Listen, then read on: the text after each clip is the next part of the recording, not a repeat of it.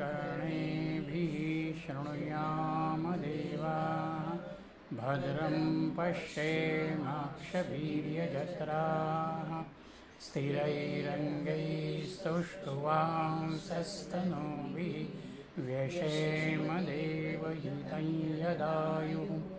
ॐ स्वस्ति न इन्द्रो वृद्धश्रवाः स्वस्ति नः पूषा विश्ववेदाः स्वस्ति नस्तार्क्ष्यो अरिष्टनेमिः स्वस्ति नो बृहस्पतिर्दधातु। ॐ शान्ति शान्ति शान्तिः। हरिः ॐ श्री गुरुभ्यो नमः।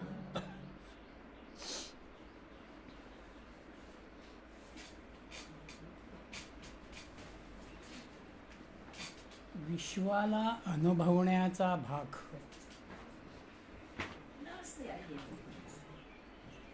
हा आपल्यामध्ये आहे आणि विश्व अनुभवत असताना जीवनाकडे आपण पूर्णपणानं बघतो किंवा विचार करत असतानाही तो आपण साकल्यानं विचार करतो. म्हणून ज्या विश्वामध्ये मी आहे ते विश्व काय आहे हा भाग पहिल्या प्रश्नामध्ये आला. मग हे विश्व कोणाच्या सत्तेनं चालतं म्हणून तिथे प्राण आला आणि प्राण कशा रीतीनं शरीरात कार्य करतो म्हणून पंचप्राणांचं कार्य तिसऱ्या प्रश्नामध्ये आलं. पण हा सगळा विचार जो काही आहे हा जागृतीशी निगडीत आहे. म्हणून पहिले 3 प्रश्न जे आहेत ते जागृत भावाशी निगडीत आहेत. त्या अनुषंगानं ऋषींनी बघितलेला. पण आम्ही केवळ अखंड जागेच असतो असं नाही. देहाचा विचार करत असताना आपल्यामध्ये 3 अवस्था आहेत: जागृत, स्वप्न आणि सुषुप्ती. जागेपणी मी काम करतो आहे आणि झोपायच्या वेळेला काही वेळेला मला स्वप्न पडतं आहेत, तिथे काहीतरी मी अनुभवतो आहे आणि गाढ झोपेमध्ये झोप पूर्ण झाल्यानंतर मला अनुभव आहे की मी गाढ झोपलेलो होतो. म्हणून हे जे अनुभव आहे या अनुभवांचाही कर्ता कोण आहे. जागृतीचा विचार आम्ही घेतला, पण स्वप्नामध्ये कोण काम करत आहे किंवा झोपेमध्ये कोण काम करत आहे ही जिज्ञासा शिष्यांच्या मध्ये आहे. म्हणून आपला जो अहंभाव आहे, मीपणा आहे, तो ज्या वेळेला जगताच्या संपर्कामध्ये येतो तेव्हा आम्ही कार्यरत होतो. पण मी ज्या वेळेला जगतापासूनही पूर्णपणानं बाजूला आहे, माझ्या देहापासूनही मी पूर्ण बाजूला आहे, मला काहीही कळत नाही आणि तरीही देहाअंतर्गत काम चालू आहे, ते काम करणारा कोण आहे हा विचार इथे गार्ग्यानं ऋषींना विचारलेला आहे. म्हणून हा सूर्यकुलोत्पन्न गार्ग्य पुढला प्रश्न 4था आपल्या समोर ठेवतो आहे. अथ हैनं सौर्यायणी गार्ग्याः प्रपच्छ भगवन् अस्मिन् पुरुषे कानि स्वपन्ति कान्यसित् अजागृति कतर एष देवाः स्वप्नान् पश्यति कस्यैतत् सुखं भवति कस्मिन् सर्वे संप्रतिष्ठिता भवन्ति इति. सूर्यकुलोत्पन्न गार्ग्यानं ऋषींना प्रश्न विचारलेला आहे की गुरुदेव महाराज, ह्या मानवी शरीरामध्ये पूर्वोक्त देवतांपैकी एतस्मिन् पुरुषैक अस्मिन् स्वप्नन्ति कोणती देवता निद्रिस्त असते? अस्मिन् कानि जागृती, कोण आम्हाला जाग करतं, कोणती देवता जागृत असते? एषः कतरः देवः स्वप्नान् पश्यति, कोणता देव स्वप्न पाहतो? कस्य एतत् सुखम भवति, कोणत्या देवाला हे सुख होते किंवा आम्हाला मिळते? कस्मिन् तु सर्वे संप्रतिष्ठिताः भवन्ति इति. आणि हे सगळं कोणामध्ये स्थित आहे. प्रश्न प्रामुख्यानं स्वप्न आणि सुषुप्तीशी निगडीत आहे. तरीही त्याचे उपप्रश्न या ठिकाणी शिष्यानं समोर ठेवलेले आहेत की निद्रेमध्ये कोण आहे. मी झोपी गेलेलो आहे, पण मग ती झोप कोणामुळे आलेली आहे आणि झोपेत मी गेल्यानंतरही या देहाची जी अंतरंगातली कार्यशक्ती आहे, कार्य आहेत, ती कोण करतो आहेत. जाग करणारा मला कोण आहे किंवा मी जागा कोणामुळे होतो आहे.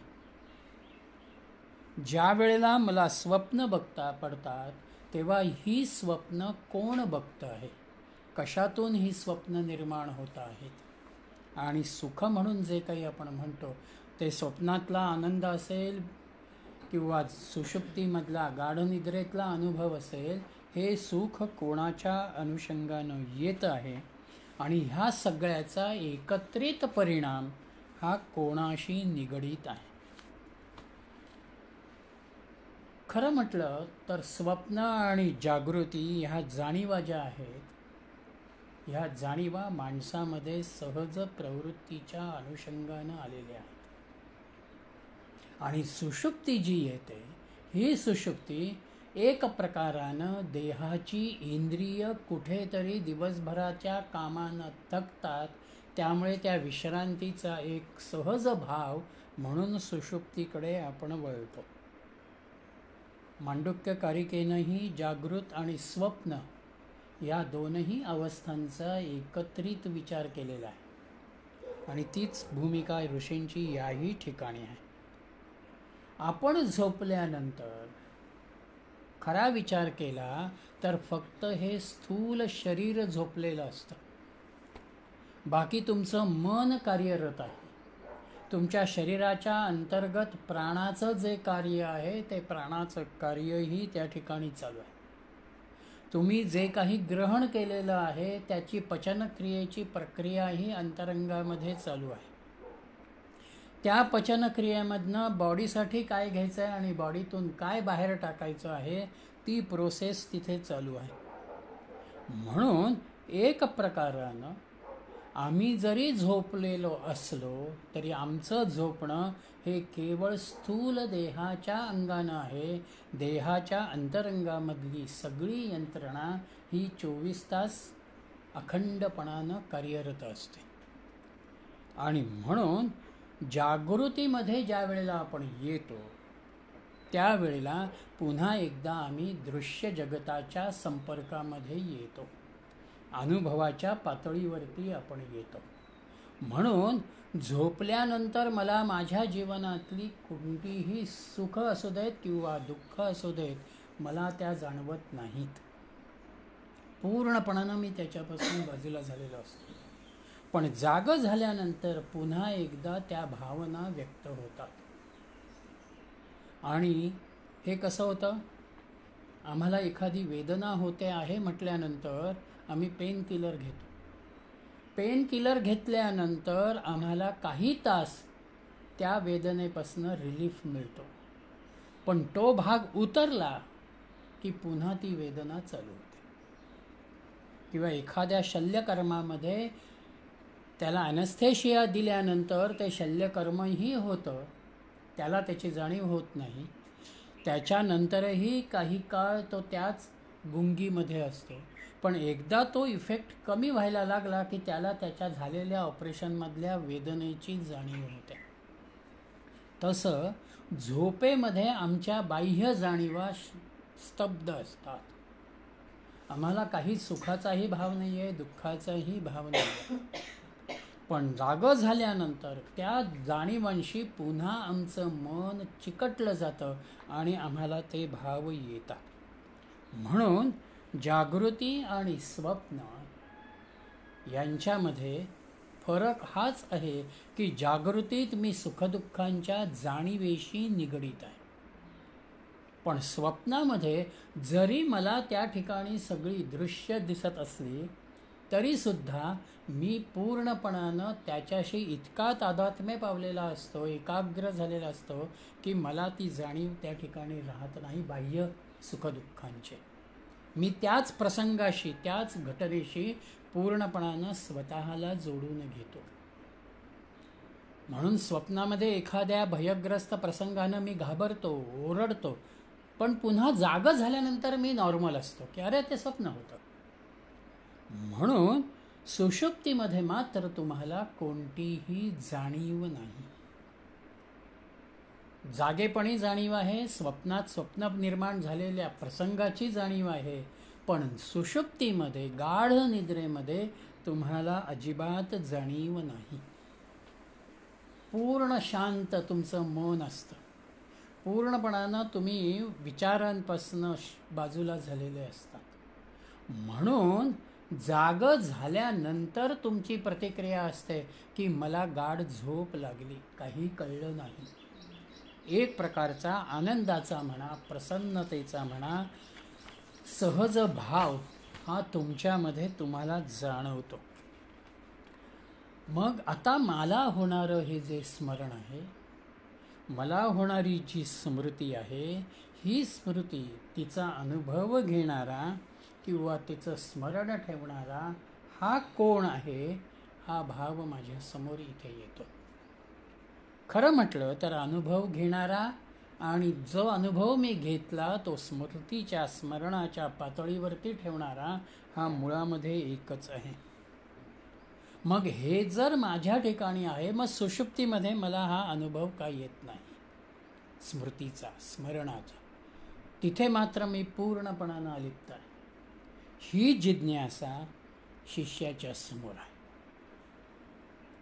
सोन्याची चीप माझ्यासमोर आहे, त्याच्यातून मी अलंकार करतो आहे हेही मला माहिती आहे. आणि ते अलंकार करत असताना जेवढे अलंकार मी त्याच्यातून केलेले आहेत, त्याच्यामधले काही आकारानं आणि वजनानं लहान आहेत, काही आकारानं मोठे आहेत, वजनानंही मोठे आहेत, आणि त्यांचा उपयोगही देहाच्या त्या त्या ठिकाणी मी तो करतो. म्हणजे अलंकार भिन्न आहेत, त्या अलंकारांचा वस्तुमान, आकारमानही भिन्न आहे, पण मूळ सोन्याची धारणा एकच आहे, ती कुठेही कमी किंवा जास्त झालेली नाही. म्हणून सोन्याची चीप, अलंकार करणारा भाव आणि निर्माण झालेले वेगवेगळे अलंकार, या तिघांमधून सोनं जसं एकच आहे, तसं जागृतीमधला मी, स्वप्नातला मी आणि निद्रेमधला, सुषुप्तीमधला मी हा अनुभव घेणारा एकच आहे. तीन ठिकाणी तीन वेगळे होत नाही.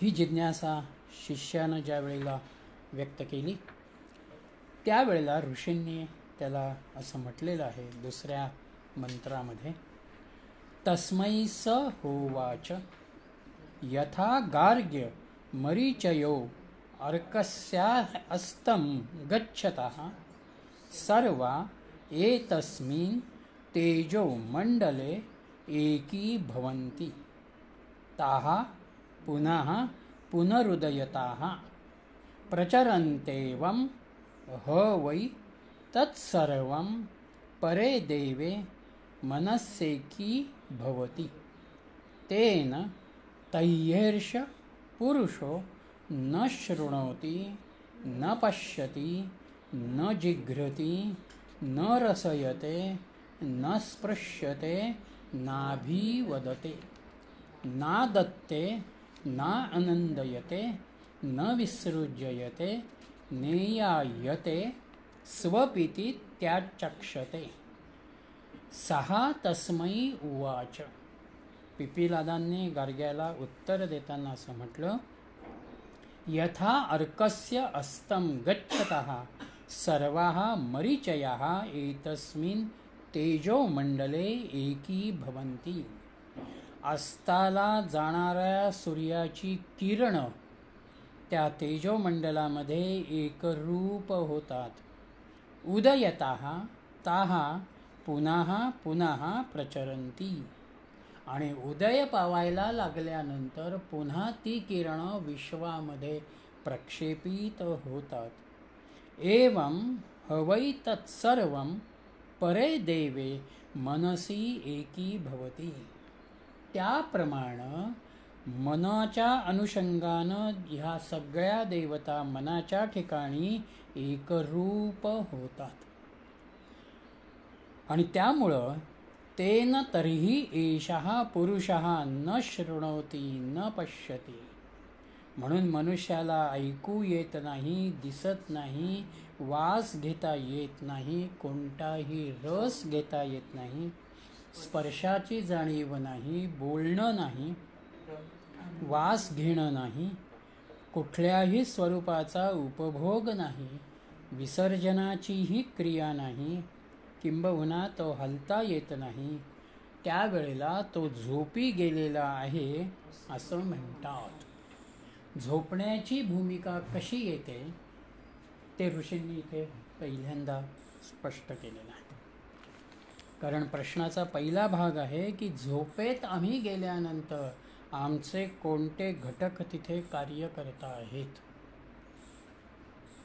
पाश्चात्य मानसशास्त्राला काय किंवा विज्ञानालाही काय अजूनपर्यंत सुषुप्ती आणि स्वप्न यांचा समाधानकारक उलगडा झालेला नाही। ते अजूनही त्याच्यावरचं चिंतन आहे। म्हणून एक प्रकारानं मनाचा परिपूर्ण विचार जो आहे हा परिपूर्ण विचार वेदांतानं आमच्या समोर ठेवलेला आहे। म्हणून ते असं म्हणतात की सुषुप्तीला ज्या वेळेला आपण जातो, झोपेला आपण ज्या वेळेला जातो, त्यावेळेला आपली सगळी इंद्रिय ही मनामध्ये निवृत्त होतात, मनामध्ये ती लय पावतात। कारण इंद्रियांचं कार्य जे आहे हे इंद्रियांचं कार्य मनामधूनच सुरू होतं। मनामध्ये पहिला विचार माझ्या समोर येतो आहे, मनामध्ये पहिली इच्छा भावना निर्माण होते आहे, मग ज्ञानेंद्रिय कार्य करतील, ज्ञानेंद्रियांच्या पाठोपाठ कर्मेंद्रिय कार्य करतील। म्हणून जिथून इंद्रिय कार्यरत होत आहेत तिथे ती इंद्रिय लय पावतात। आणि मन कसं आहे? मन विश्वव्यापी आहे, विश्वाला मनानं पूर्णपणानं व्यापलेला आहे। म्हणून पंचमहाभूतांचा भागही मनाशी निगडीत होतो। म्हणून आपण जर त्रिकोण काढला तर त्या त्रिकोणाचं वरचं टोक जे आहे ते मन आहे आणि खालची दोन टोकं ही व्यक्त आणि अव्यक्त आहे। वस्तुमात्रामधला व्यक्त भाव किंवा अव्यक्त भाव हे दोनही मनातून तुमच्या व्यक्त होत असतात। म्हणून त्या मनामध्ये जर माझी इंद्रिय पूर्णपणानं लीन झाली तर त्या ठिकाणी माझं ऐकणंही नाही, बघणंही नाही, किंबहुना पंचविषयांच्या अनुषंगानं येणारी कोणतीही जाणीव ही त्या ठिकाणी नाही। म्हणून झोपेतला माणूस अगदी शांत पडलेला आपण बघतो, त्याची कुठलीच हालचाल आम्हाला दिसत नाही। जर झोपेमध्ये माणूस बडबडत असेल किंवा उठून चालत असेल तर तो एक प्रकारानं त्याच्यामध्ये निर्माण झालेल्या कुठल्या तरी वैगुण्याचा भाग म्हणून आपण तिकडे बघू। पण सामान्यतः ही माणसं कोणीही माणूस झोपल्यानंतर अत्यंत शांत असतो। हे कसं आहे? त्यांनी सूर्याचा दृष्टांत इथे घेतला की सूर्य ज्या वेळेला अस्ताला जातो त्यावेळेला तो सगळी किरणं आपल्यामध्ये सामावून घेतो आणि पुन्हा दुसऱ्या दिवशी ज्या वेळेला तो उगवतो त्यावेळेला ती सगळी किरणं पुन्हा विश्वामध्ये पसरतात। इंद्रिय मनामध्ये लय पावणं आणि जागृतीमध्ये पुन्हा ती मनातून इंद्रिय बाहेर पडणं आणि दृश्यामध्ये कार्यरत होणं हा विचार ऋषींनी या ठिकाणी दिलेला आहे। आणि म्हणून सूर्य आहे तिथेच आहे। आमच्या पृथ्वीच्या भ्रमणाला अनुलक्षण आम्ही म्हणतो आहोत की आत्ता अस्त झाला आणि आत्ता उदय झाला। म्हणून अज्ञानाचं विस्मरण ज्याला आपण म्हणतो, ते अज्ञानाचं विस्मरण काही काळासाठी मनाच्या स्तरावरती आपल्याला होतं. म्हणून देहाची असू दे किंवा देहाच्या अनुषंगानं दृश्यामधला काही भाग असू दे, आम्हाला तिथे जाणीव नाही. आम्ही त्या दृश्याशी जागृतीमध्ये अटॅच झालो की आमच्यामध्ये त्या जाणीवेचा भाग येतो. म्हणून ह्या सगळ्या देवता ऋषी म्हणतात की मनाच्या भोवती आहेत, मनाशी त्या निगडीत आहेत. म्हणून पुढे त्यांनी असं म्हटलं 3ऱ्या मंत्रामध्ये, प्राणाग्नय एवैतत् अस्मिन् पुरे जाग्रती गार्हपत्यो हवा एषो अपानो व्यानो अन्वाहार्य पचन यत् गार्हपत्यात् प्रणीयते प्रणयनादा हवनीयाः प्राणाः प्राणाग्नयाः एव एतस्मिन् पुरे जाग्रती. प्राणरूपी अग्नी या शरीरामध्ये जागा असतो. शिष्याचा प्रश्न जो आहे, दुसरा उपप्रश्न, की झोपी गेल्यानंतर ह्या शरीरात कोण जागा आहे, त्याचं उत्तर ऋषी इथे देतात की प्राणरूपी अग्नी या शरीरामध्ये जागा आहे. एषः अपानः हवै गार्हपत्यः. हा अपान वायू गार्हपत्य नावाचा अग्नी आहे. व्यानः अन्वाहार्याः पचनः. व्यान हा अन्वाहार्य पचन नावाचा अग्नी आहे. आणि हा व्यान हा हृदयापासून उजव्या बाजूनं निघत जात असल्यामुळे त्याला त्यांनी अन्वाहार्य पचन अग्नी, दक्षिणाग्नी म्हटलेलं आहे वेदांताच्या अनुषंगानं. हा, अन्वाहार्य म्हणजे पचन करणारा भाग.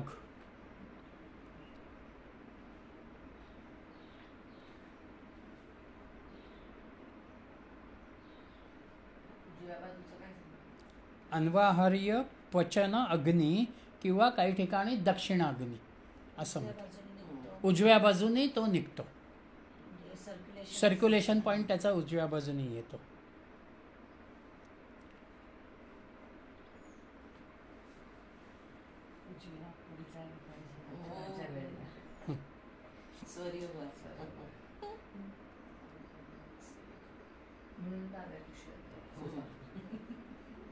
श्वासात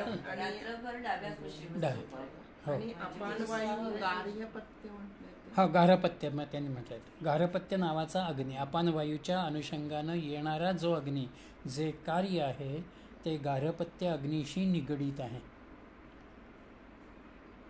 यद गार्हपत्यात प्रणीयते. हा गार्हपत्य अग्नीमधूनच आहवनीय अग्नी नेला जातो किंवा तो त्या अनुषंगानं जातो.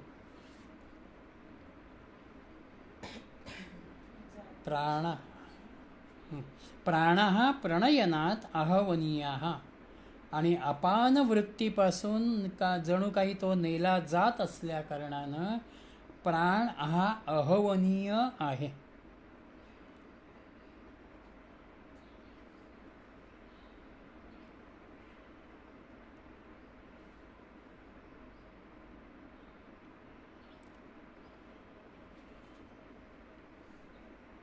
इथे पुरुष हा शब्द घेतला गेलेला आहे. एतस्मिन पुरे.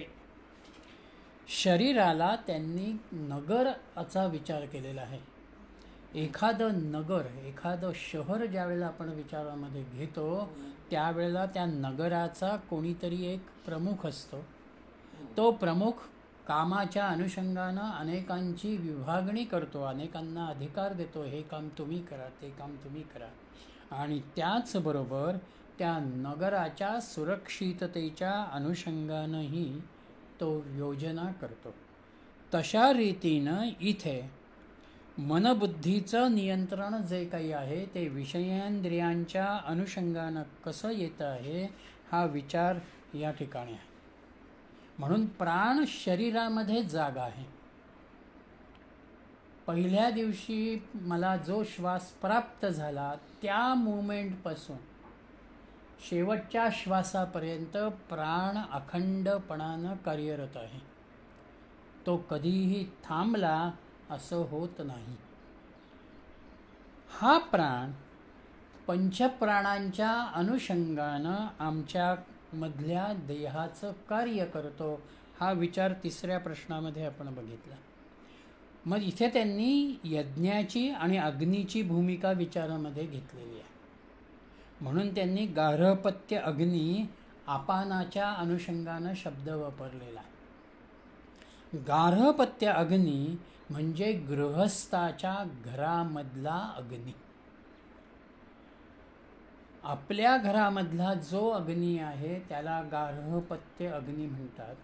पण त्याचबरोबर त्याचा दुसरा एक भाग आहे की जे अग्निहोत्र अखंडपणानं घरात चालू ठेवतात त्यांच्या त्या अग्नीला गार्हपत्य अग्नी म्हणतात. त्यांच्या घरामधलं ते यज्ञकुंड अखंड 24 तास प्रज्वलित असतं. पिढ्यानपिढ्या काही वेळेला हे अग्निहोत्र एका पिढीतून दुसऱ्या पिढीमध्ये संक्रमित होत असतं. अशा या गृहस्थांच्या घरामधल्या गार्हपत्य अग्नीच्या घरामधला अग्नी घेऊन आपण यज्ञ ज्या वेळेला केले जातात त्यावेळेला तिथे त्या अग्नीला इकडनं घेतलं जातं आणि त्या यज्ञकुंडामध्ये ठेवत तिथे यज्ञ प्रज्वलित केला जातो. म्हणून आहुतीसाठी घेतलेला तो जोपासलेला अग्नी या अनुषंगानं अहवनीय अग्नी हा शब्द इथे ऋषींनी आणलेला आहे. मग हा जो प्राण आहे हा प्राण अपान वायूच्या द्वारा कार्य करतो आहे.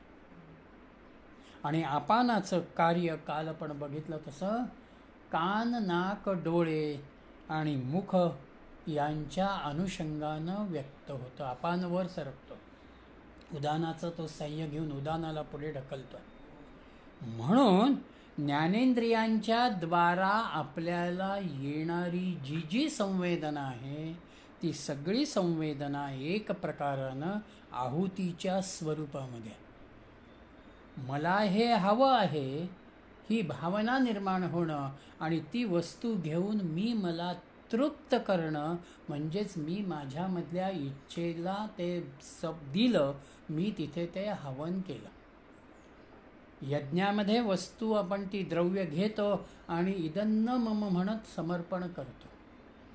तसं इथे इंद्रियांच्या द्वारा मी जे जे काही बघतो आहे, स्वीकारतो आहे, अपेक्षित करतो आहे ती प्रत्येक ठिकाणी आहुती या स्वरूपामध्ये ऋषींनी इथे विचारात घेतलेली आहे.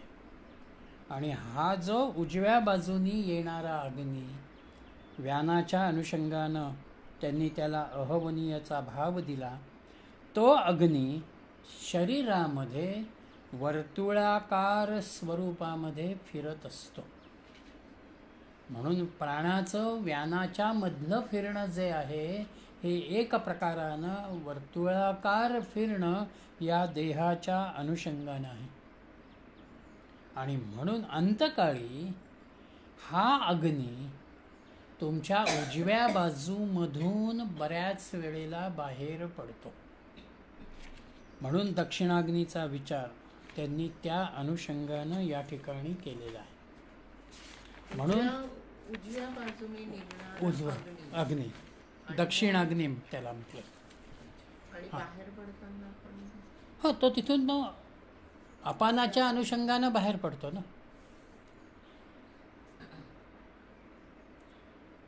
आता मी एखादा पदार्थ खाल्ल्यानंतर त्याची क्रिया कशी आहे, तो मुखात जातो, मुखातून तो उदरात जातो आणि त्याची पचनाची क्रिया त्या ठिकाणी होते. आणि जे पचन झालं त्या पचनाला पुन्हा विभागलं जातं आहे. म्हणून जे जे काही ग्रहण होतं आणि त्या ग्रहणामधनं जे जे काही मला त्या ठिकाणी त्याज्य झालेलं आहे ते बाहेर टाकणं जे आहे त्यामध्ये हा अपान कार्य करतो, हे आपण काल बघितलं. म्हणून देहाचं चलन करणारा, देहाला चालवणारा हा देहाचा पती, या अनुषंगानं अपान आमच्यामधल्या पचनक्रियेला साह्यभूत होतो. तिथे तो त्या ठिकाणी कार्यरत होतो. ती त्याची अग्नीची प्रक्रिया, हा भाव तिथे आला. आणि म्हणून त्यांनी अन्वाहार्य पचन असा शब्द पुढे आणलेला आहे. व्यानो अन्वाहार्य पचनो अग्नी. अनु अधिक आहार्य अधिक पचन. खाण्यायोग्य हा जो अर्थ आहे तो आहार्य या शब्दाचा आहे. अनु म्हणजे जवळ आणि पचन म्हणजे प्रोसेस. खाण्यायोग्य पदार्थाला जवळ करत त्याची प्रोसेस पूर्ण करणं, त्याला अन्वाहार्याचन पचन अग्नी असं या ठिकाणी ऋषींनी म्हटलेलं आहे. खाण्यायोग्य पदार्थाला जवळ करत त्याचे पचन करणं, प्रोसेसमध्ये आणणं.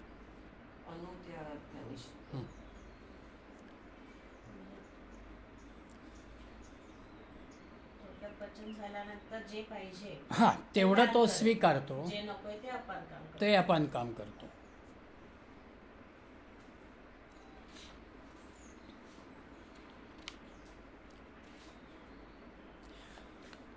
मग आता इथे व्यानही बघितला, अपानही बघितला, प्राणही बघितलेला. मग राहिला माझ्यातला समान आणि उदान. गाय पत्त्यापासून तो उत्पन्न होतो, हो तेच थोडं सांगतो. त्यामुळे तो अवनी आहे. अवनी म्हणजे आहुती देण्यासाठी योग्य आहे. योग्य.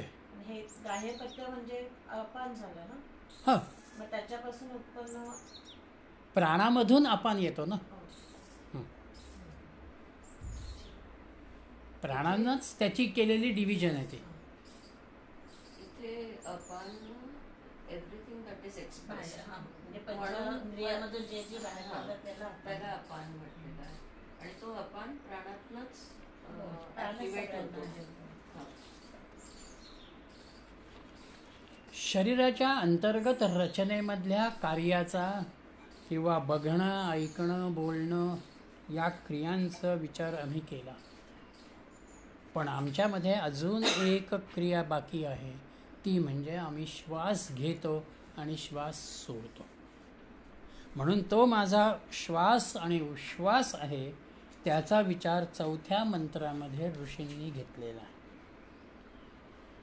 यद उच्छ्वास निश्वासाः वेता आहुती समम नयतीति स समानाः मनोह वाव यजमान इष्टफलमेवोदानः स एनं यजमान अहर ब्रह्म गमयति. उश्वास निश्वासौ एतो आहुति यत् समम नयति इति सहा समानः. उश्वास आणि श्वास घेणं आणि श्वास सोडणं या दोनही गोष्टी जो सारखेपणानं चालवतो तो समान वायू आहे. मनः वाव यजमानः. इथे ह्या क्रियेमध्ये मन हे यजमान आहे. उदानः इव इष्टफलम. आणि या यज्ञामधून यजमानाला मिळणारं जे फल आहे ते उदानाचं आहे. सहा एनम यजमानम अहा ब्रह्म गमयती. तो उदान वायू या यजमानाला म्हणजे मनाला दररोज निद्रेच्या वेळी ब्रह्मतत्वाला पोचवतो, म्हणजे हृदयरूपी गुहेमध्ये नेतो.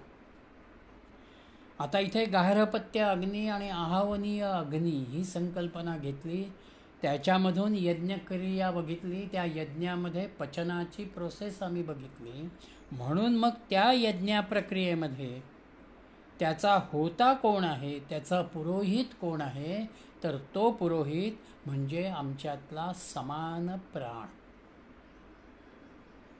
जर प्राणाचा कार्य श्वास आणि उश्वासाच्या अनुषंगानं चालू राहिलं नाही तर बाकीचे प्राणही कार्यरत होणार नाहीत.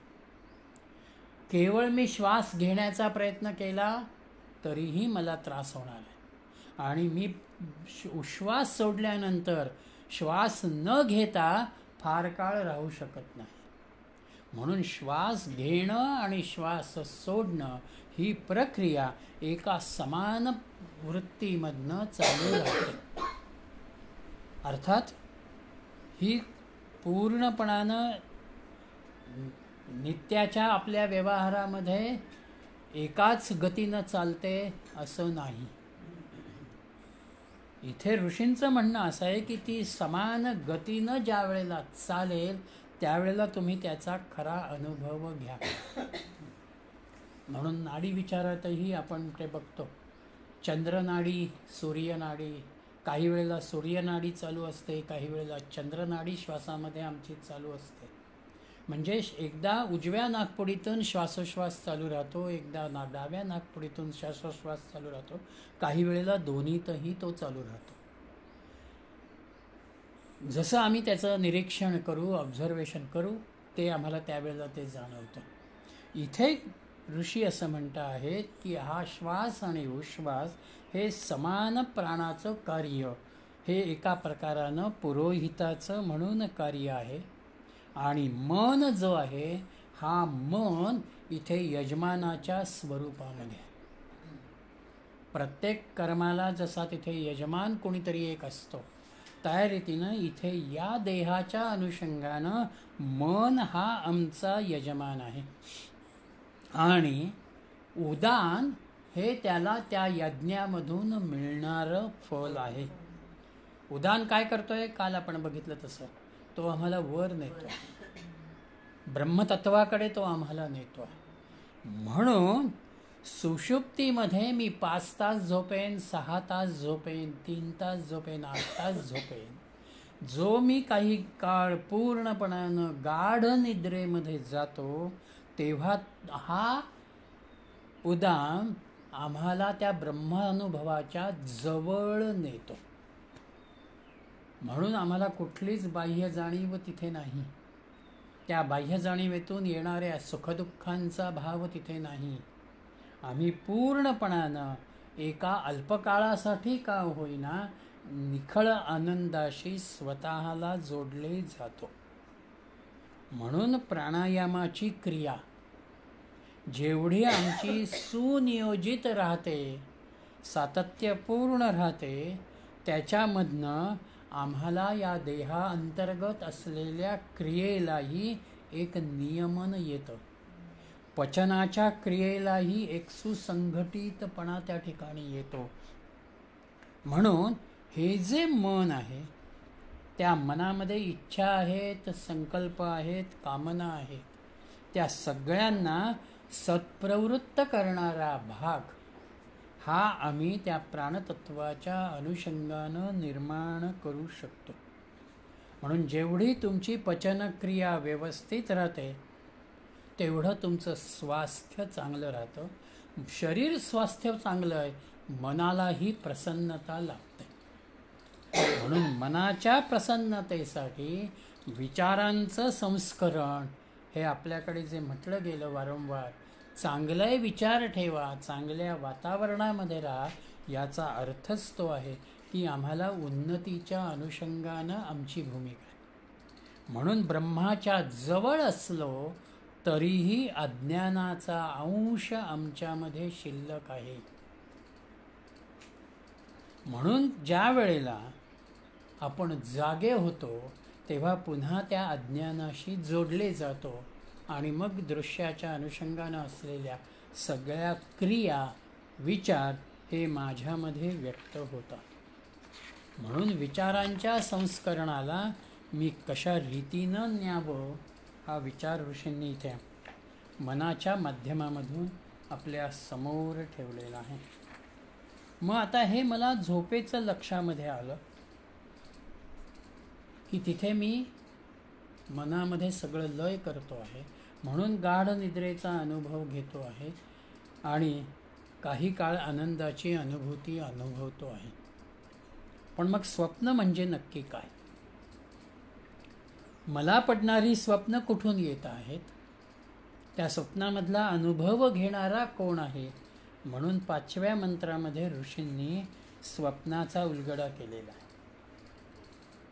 अत्रेष देवाः स्वप्ने महिमानम अनुभवति यदृष्टं दृष्टम अनुपश्यति श्रुतं श्रुतमेवार्थम अनुशृणोति देश दिगंतरैश्च प्रत्यनुभूतं पुनः पुनः प्रत्यनुभवति दृष्टंच अदृष्टंच श्रुतंच अश्रुतंच अनुभूतंच अनुभूतंच सच्च असच्च सर्वं पश्यति सर्वाः पश्यति.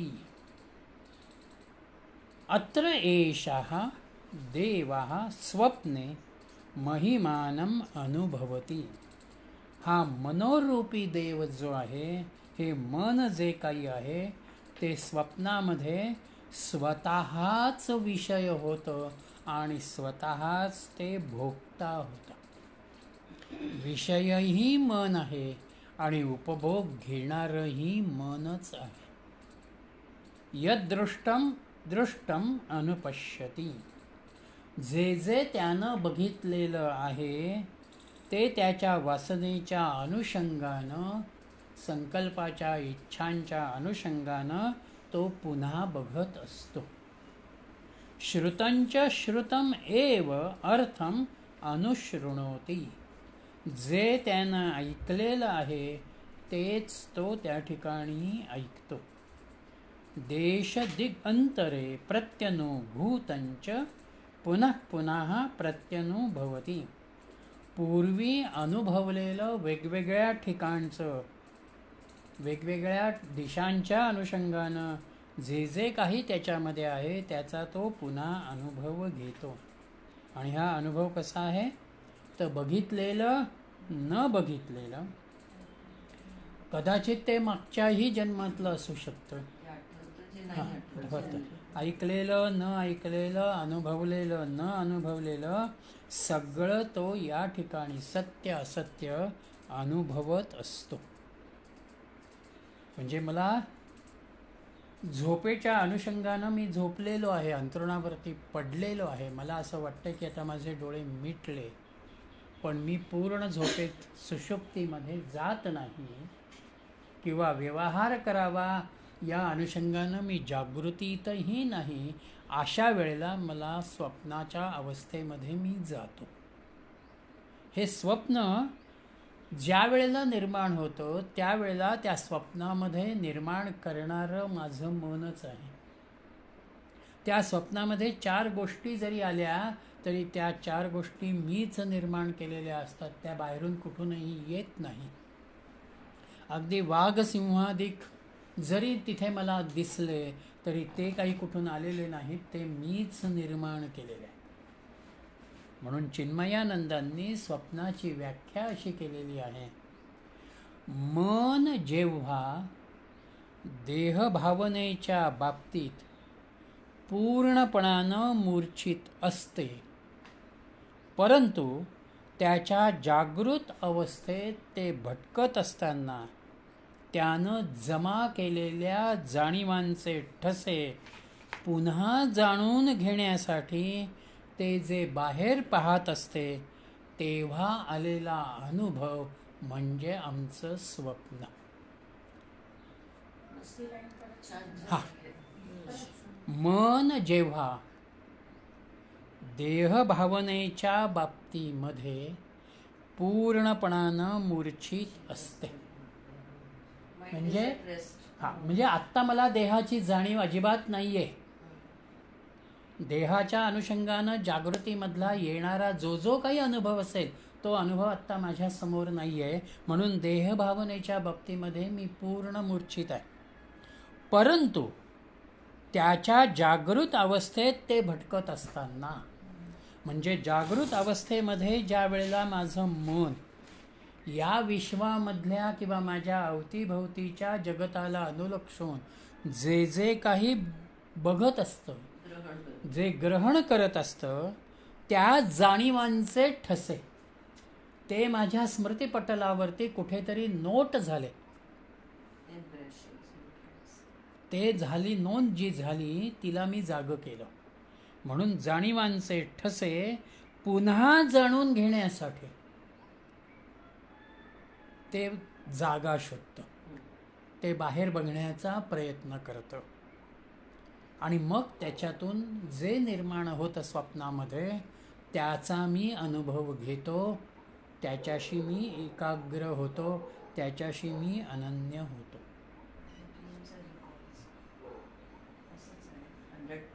100% स्वप्नात निर्माण होते. स्वप्नात फ्रॉम मेमरी. तेव्हा आलेले अनुभव त्याला स्वप्न म्हणावं. मधी बसे ते स्वप्न. हा हा जे माझ्या मनामध्ये दिवसभर कार्यरत राहिलं तेच मी स्वप्नामध्ये बघण्याचा प्रयत्न करतो.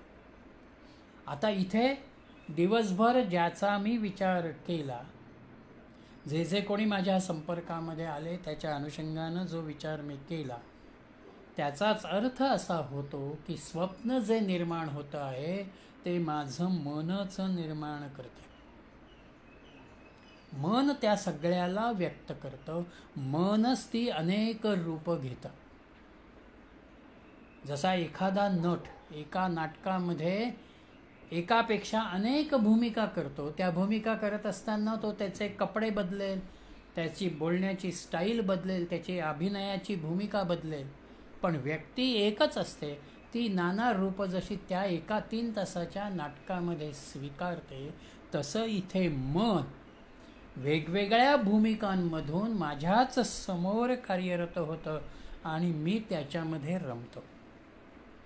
म्हणून आपले 3 स्तर आहेत. स्थूल देहाचा जो स्तर आहे आत्ताचा तो हा या भौतिक जगताशी निगडीत आहे.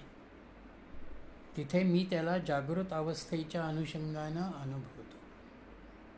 जीवाचा जो स्तर आहे, जीवाची जी भूमिका आहे ती जागृतीशी निगडीत असते आणि जागृतीलाच अनुलक्षून तो सगळ्या गोष्टींचा विचार करतो. आणि आत्म्याचा जो स्तर आहे तो आत्म्याचा भाव हा सत्तत्वाशी, परमात्म तत्वाशी कुठेतरी जोडलेला असतो. म्हणून स्थूल देहानं जगतामध्ये वावरत असताना मला आत्म्याची जाणीव नाही आहे. मी त्याच्यापासून काहीसा बाजूला आहे. मीपणाच्या अंगानं मी दृश्यामध्ये माझा व्यवहार करत राहतो. पण जिथे मी दृश्याला बाजूला करतो आहे, जीवपणातून बाहेर येतो आहे, देहभावातून मी बाहेर येतो आहे, तेव्हा मी आत्म्याकडे सरकतो. आणि आत्म्याचं मूळ स्वरूप आनंदाशी निगडीत आहे. म्हणून तो काळ मला आनंदाचा, प्रसन्नतेचा, शांतीचा अनुभवाला येतो. आणि ह्या आत्म्याचा भाग कसा आहे तर तिथे सत आहे, दृश्य जगतामध्ये असत आहे. म्हणून स्वप्नातही मला येणारे अनुभव हे बऱ्याच अंशी असत जगताचे येतात, पण काही वेळेला सतचेही अनुभव मला येतात. म्हणून आपण असं म्हणतो की अरे भविष्यातल्या घटना मी स्वप्नात पाहिली होती. त्यावेळेला आपण विचार करतो अरे हे मला असं का दिसलं, याचा संदर्भ काय. ते आत्मज्ञान असतं जे व्यक्त होतं. हा आत्म्यानं तुम्हाला दिलेला तो संदेश असतो. तो सर्वज्ञानी आहे. तो सर्वज्ञानी आहे, त्याला कळतंय उद्याचं काय आहे ते. म्हणून तो तुम्हाला जाणीव देतो, सूचना देतो. पण आपण ग्रास्पिंगमध्ये कमी आहोत, म्हणून आम्हाला ते लक्षात येत नाही. ती घटना घडल्यानंतर मला लक्षात येतं अरे मी तर हे असं बघितलं होतं, आज हे समोर आलं, याचा अर्थ मला ते कळलेलं होतं, मी त्याचा अर्थ लावू शकलो नाही. म्हणून साक्षात्कार होणं, दृष्टांत होणं भविष्यातली एखादी घटना तुम्हाला स्वप्नामध्ये दिसणं हा तुम्ही आत्म्याच्या जवळ ज्या वेळेला असता त्या आत्म्यानं तुम्हाला दिलेली ती एक सूचना असते, तुम्हाला दिलेला तो भाग आहे. म्हणून इथे त्यांनी जे म्हटलं की बघितलेलं न बघितलेलं, दृष्टांत तुम्हाला होणं, साक्षात्कार तुम्हाला होणं, याचा अर्थ तो तुमच्या विचारांच्या पातळीवर, मनाच्या पातळीवर कुठेच नाही आहे. तो तुम्हाला अनपेक्षित स्वरूपात आलेला आहे. म्हणून बघितलेलं न बघितलेलं, ऐकलेलं न ऐकलेलं, या सगळ्या जाणीवा मनाच्या अनुषंगानं स्वप्नाच्या पातळीवरती तुमच्या समोर त्या येतात. आणि ज्या वेळेला हे असं अनुभवाला येतं त्यातून मनाची एक भावना ही आत्मतत्वाकडे वळणारी होते, किंवा ते पूर्णपणानं इतकं विलक्षण मन त्या एका अवस्थेला येतं, त्याला ऋषींनी इथे तेज अनुभवणं म्हटलेलं आहे. म्हणून 6व्या मंत्रामध्ये त्यांनी असं म्हटलं, स यदा तेजसा अभिभूतो भवति अत्रैष देवाः स्वप्नान् अन्नं पश्यति अथ तदैतत् अस्मिन् शरीरे एतत् सुखम भवति. हा जीव जेव्हा तेजानं व्यापून जातो, मन ज्यावेळेला तेजानं व्यापलेलं जातं त्यावेळेला अत्र एषः देवाः स्वप्नान् न पश्यति, त्यावेळेला तो ते स्वप्न बघत नाही किंवा ती बघता येत नाही. अथ तदा एतस्मिन् शरीरे एतत् सुखम भवति, आणि मग तो त्या सुषुप्तीच्या अवस्थेला जातो जिथे त्याला शरीर सुखाचा, स्वास्थ्याचा, शांतीचा अनुभव येतो. जागृती असू दे, स्वप्न असू दे किंवा सुषुप्ती असू दे, हा अनुभव देणाऱ्या ज्या शक्ती आपल्यामध्ये आहेत त्याला ऋषींनी देव शब्द इथे वापरलेला आहे. म्हणून ज्या वेळेला शारीरिक स्तरावरती मी कार्य करतो आहे, त्या कार्याची मला पूर्ण जाणीव आहे, त्यावेळेला आम्ही त्याला जागृत अवस्था म्हणतो आहोत, किंवा वेदांताने त्याला जागृत अभिमानी आत्मा असं म्हटलेलं आहे. मी स्वप्न ज्या वेळेला बघतो त्यावेळेला स्वप्न अभिमानी आत्मा असा शब्द आहे. आणि सुषुप्तीमध्ये जाताना सुषुप्ती अभिमानी आत्मा हा भाव त्यांचा आहे की जिथे परमानंदाची अनुभूती आहे. मन तेजानं व्यापलं जातं, याचाच अर्थ मनाचाही लय होणं ज्याला आपण म्हणतो, मनामध्ये कुठलाच विचार, निर्विचार अवस्था ज्याला आपण म्हणतो, ती मनाची लय होणारी भावना. म्हणून तो जागृतीत नाही, म्हणून जागृतीचा संबंध त्याच्या ठिकाणी आत्ता शिल्लक नाही. तो स्वप्नातही वावरत नाही आहे, म्हणून तो स्वप्नामध्ये रमलेला नाही आहे. म्हणून तो एक प्रकारानं इतका शांत झालेला आहे की त्या शांतीमधूनच सुषुप्तीमध्ये तो त्या परमानंदाच्या जवळ असतो. अमावस्येला चंद्र सूर्याच्या इतका जवळ आहे की त्या सूर्याच्या तेजामुळे चंद्राला त्याचं कार्यच करता येत नाही, म्हणून आम्ही म्हणतो की आज प्रकाश नाही. मन आनंदाच्या इतकं जवळ जातं की त्याला जागृतीच्या अनुषंगानं किंवा स्वप्नाच्याही अनुषंगानं व्यक्त होण्याची शक्तीही तिथे राहिलेली नाही. ते त्या पूर्णपणानं आनंदाच्या अनुभूतीशी, गाढ निद्रेशी तादात्म्य पावलेलं आहे. म्हणून आत्मतेजानं, आत्मतत्वाच्या तेजानं दिपून जाणं हा सुषुप्तीचा, गाढ निद्रेचा अनुभव आहे.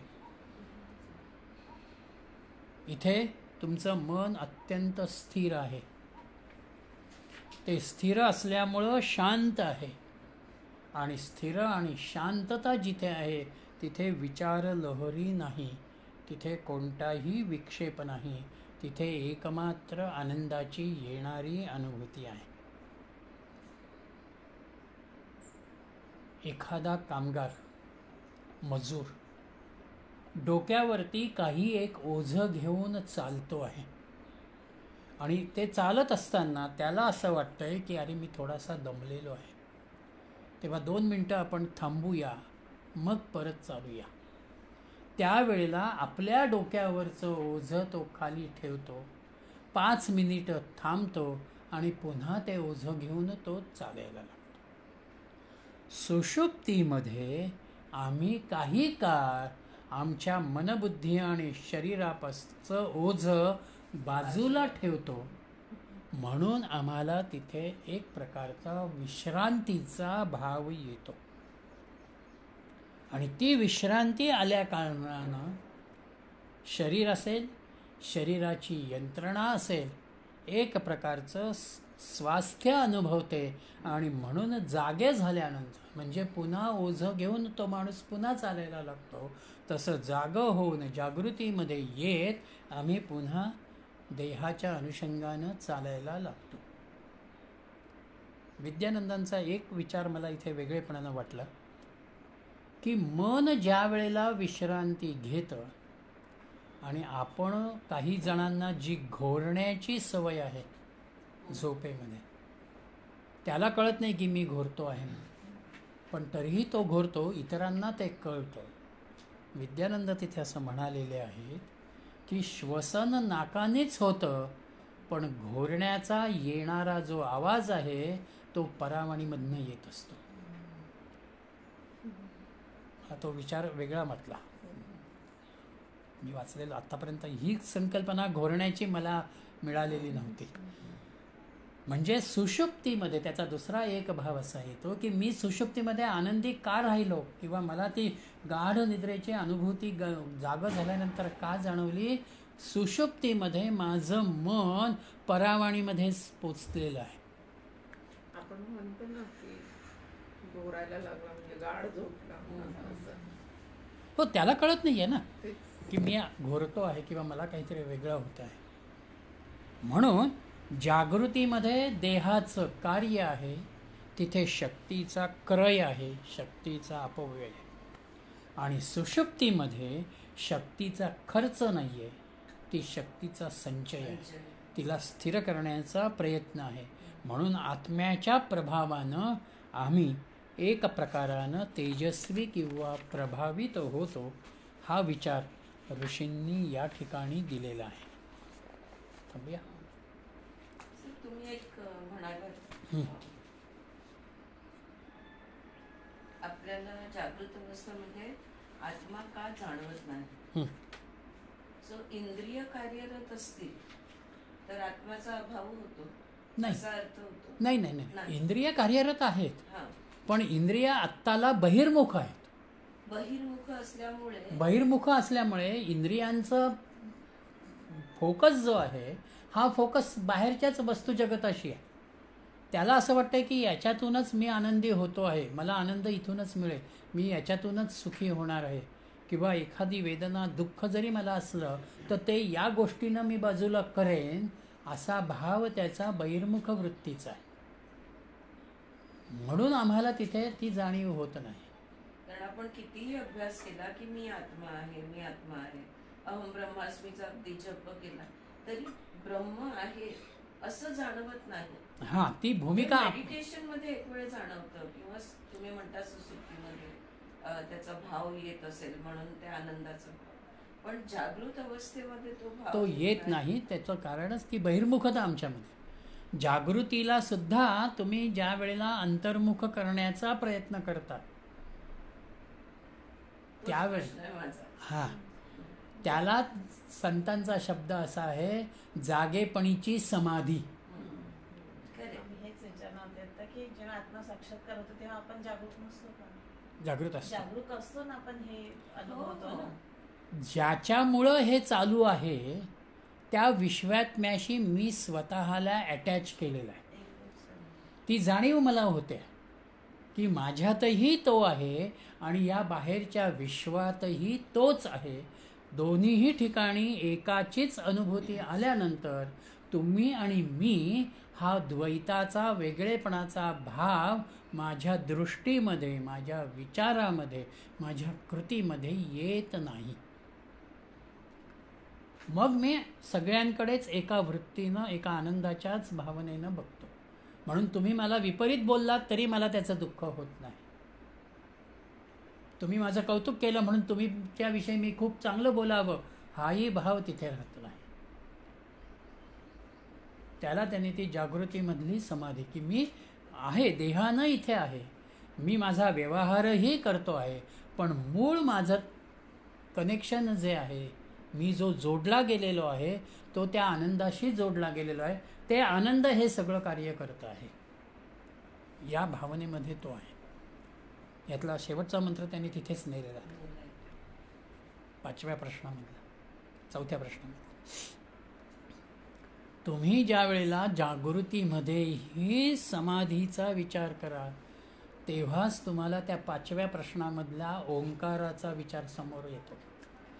ती ओंकाराची जाणीव त्यांनी 5व्या प्रश्नामध्ये पुढे दिलेली आहे. अखंड ओंकार का? त्या प्रणवाच्या विचारामध्ये मी का राहावं, तो काय कार्य करतो, ते एकातून एक त्यांनी बरोबर ते लिंक केलेली आहे. जागृती मधली समाधी, सम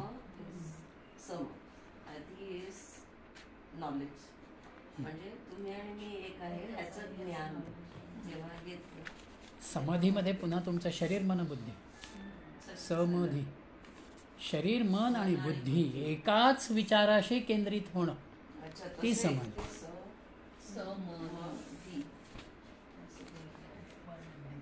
कारण समाधी तुम्ही कुठे अनुभवताय? तुम्ही कुठंतरी आसन घालून बसलात ते म्हणजे देहाचा संबंध आला. मन विचारांमध्ये भरकटतं, त्या मनाला तुम्ही स्थिर करता. आणि बुद्धीसुद्धा एका योग्य विचाराशीच निगडीत असणं, म्हणून बुद्धी तिथे आली. शरीर मन बुद्धी तिघांचं एकाच तत्वाशी जोडलं जाणं, तो समाधीचा विचार आहे.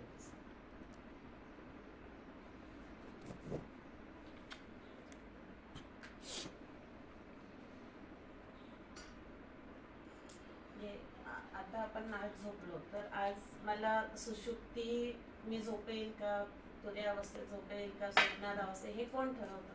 कोणी ठरवतं का? झोपेमध्ये तुर्या नसते काहीतरी. झोपेमध्ये तुर्या नसते.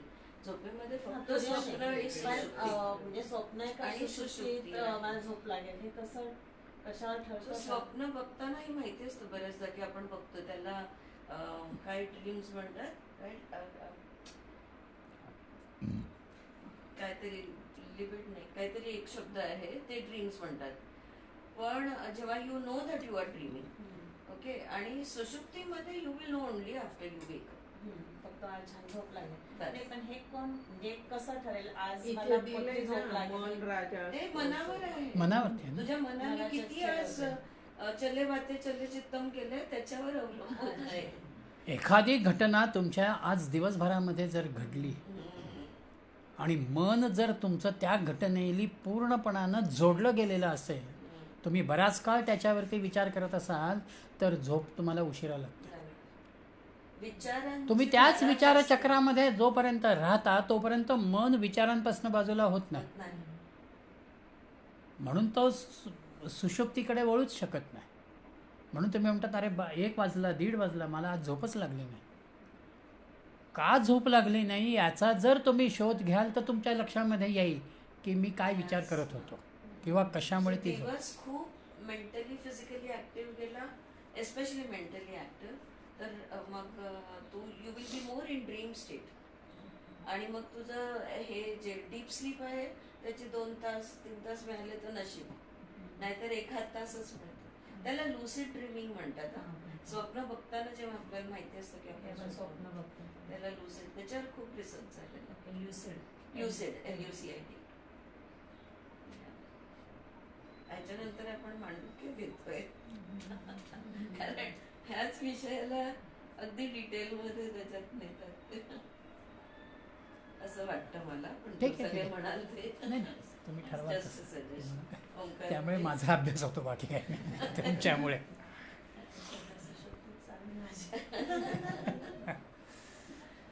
आज सगळ्यांना सुषुप्ती.